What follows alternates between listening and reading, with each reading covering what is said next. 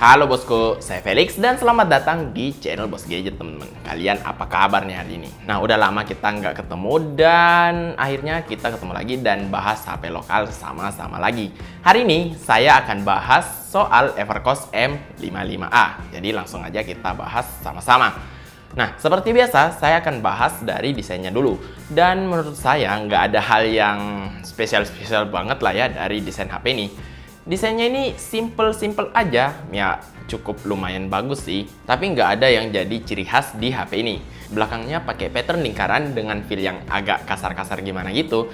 Dan karena desain belakangnya kayak gini, HP ini jadi nggak fingerprint magnet. Lumayan lah ya. Ukurannya nggak terlalu gede, tapi nggak terlalu kecil juga. Untuk tangan saya cukup pas lah ya. Dan nggak terlalu tipis tentunya. Terus ukuran layar HP ini 5,5 inci dengan rasio yang udah 18:9. Resolusinya sayangnya hanya 480x960 atau FW VGA aja dengan panel yang udah IPS. Dan saya lebih memilih kalau kayak gini sih, walaupun memang belum HD, tapi panelnya IPS bikin mata tuh lebih dimanjain daripada TFT. Karena temen-temen tahu sendiri pakai TFT tuh ya gitu deh, bikin mata cepet capek. Tapi sayangnya di sini layarnya belum pakai notch seperti Evercost U6B ya. Ini masih yang biasa nih. Dan saya lebih suka kayak gini sih daripada notch. Karena menurut saya yang kayak gini tuh lebih enak dipakai untuk nikmatin konten. Karena untuk HP ini sendiri warnanya juga lumayan gonjreng, sudut pandangnya lumayan oke. Tapi ya begitu, resolusinya hanya 480 aja. Untuk perlindungan layarnya sendiri, saya nggak tahu ini jenis kaca apa, tapi kita udah dapat anti gores gratisan berbahan plastik. Dan kita juga udah dapat case gratisan, jadi lumayan lah ya. Udah nggak ada lagi pusing-pusing nyari case di mana. Dan kalau teman-teman belum tahu, Evercost M55A ini pakai baterai yang removable. Jadi back covernya ini bisa dibuka teman-teman. Nah, di sini HP ini juga udah nyediain 2 slot SIM nano dan 1 slot micro SD card. Dan untuk teman-teman yang bertanya, "Bang, apa bisa pakai kartu smartphone?"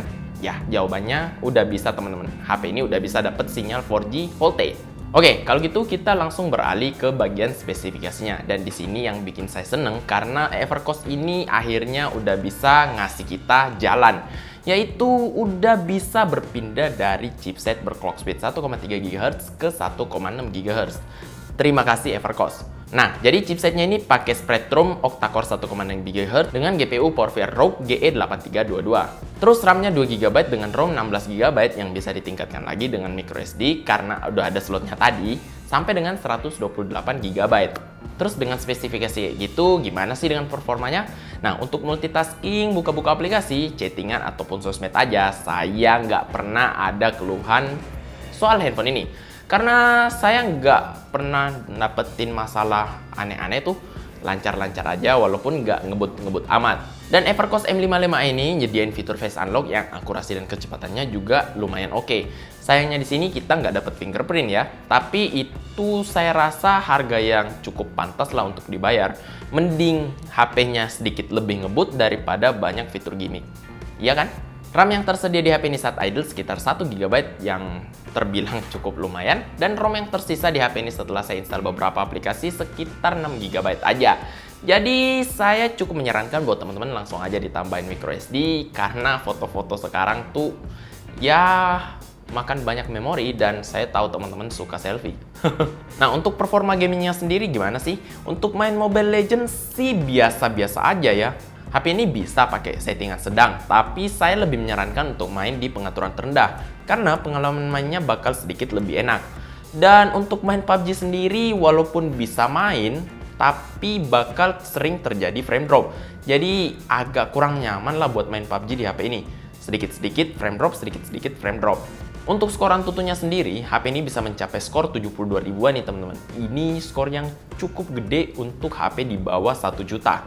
Dan untuk sensornya perlu dimaklumi ya, ini nggak lengkap banget karena harganya memang murah. Dan menurut saya pribadi sih, kelengkapan sensor itu nggak begitu penting. Mending lebih ngebut sedikit daripada sensor-sensornya banyak tapi nggak kepake. Ya nggak sih?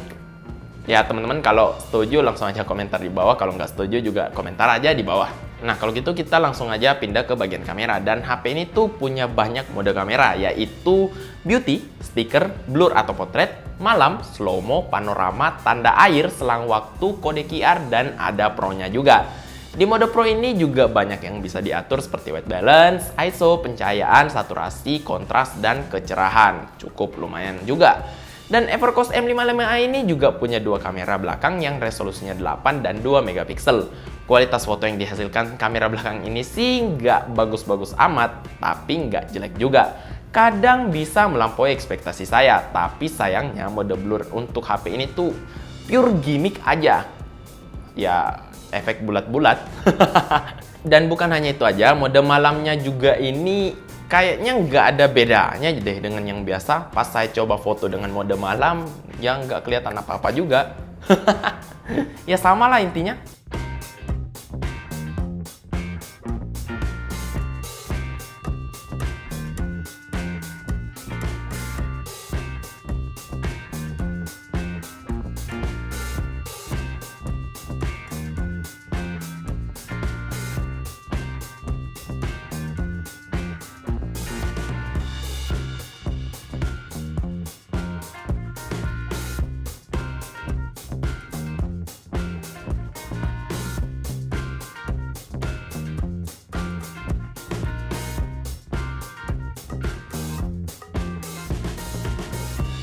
Terus kamera depannya punya resolusi 5 megapiksel dan hasilnya masih bisa saya bilang lumayan. Warnanya masih ada, detailnya juga pas-pasan, dan di rentang harganya masih lumayan lah, bisa saya terima.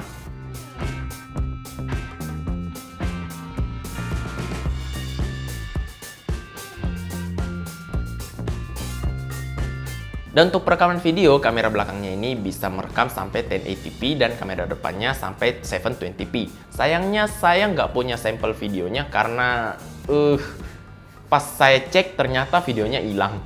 Maafkan saya ya teman-teman. Nah, sekarang bagian baterainya nih teman-teman. Jadi Evercost M55 ini punya baterai berkapasitas 2450 mAh. Kapasitas yang terbilang agak kecil sih kalau kita lihat dari angka, dan begitu juga pengaplikasiannya di dunia nyata.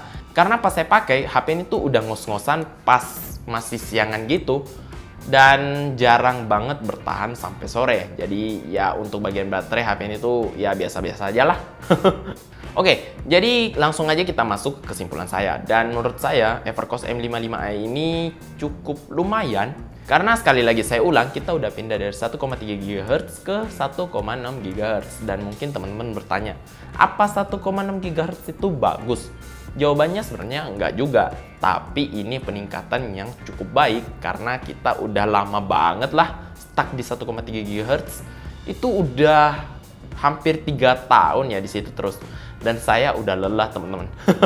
Dan Evercost M55i ini memberikan sesuatu yang baru lah. Yang nggak baru-baru amat sih. Tapi ya lumayan lah, saya cukup seneng. Dan apa saya merekomendasikan HP ini? Menurut saya sih HP ini cukup value deal dan cukup lumayan. Hanya aja memang ada potong-potongan di beberapa fitur seperti sensor yang kurang lengkap, sidik jari yang nggak ada, dan ya layar yang masih 18:9 tanpa notch.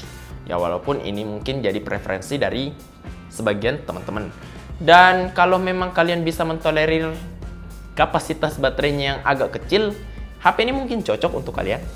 Tapi kalau kalian butuh HP yang siap siaga dari pagi sampai malam, ya HP ini mungkin nggak cocok lah buat kalian. Dan mungkin segitu aja review saya soal Evercost M55a kali ini. Dan kalau kalian suka dengan video ini, langsung aja hajar tombol like dan subscribe di bawah. Jangan lupa juga untuk share video ini ke semua sosmed teman-teman, karena saya butuh banget bantuan dari kalian semua. Dan kalau kalian nggak suka dengan video ini, ya kalian tahu lah ya harus ngapain. Kalau gitu, saya Felix undur diri. Kita ketemu lagi di video selanjutnya. Bye-bye. Dan kalau kalian nggak tahu mau ngapain nih, scroll-scroll di Instagram nggak jelas, mungkin bisa add Instagram saya di 805 Gadget. Ya udah, bye-bye.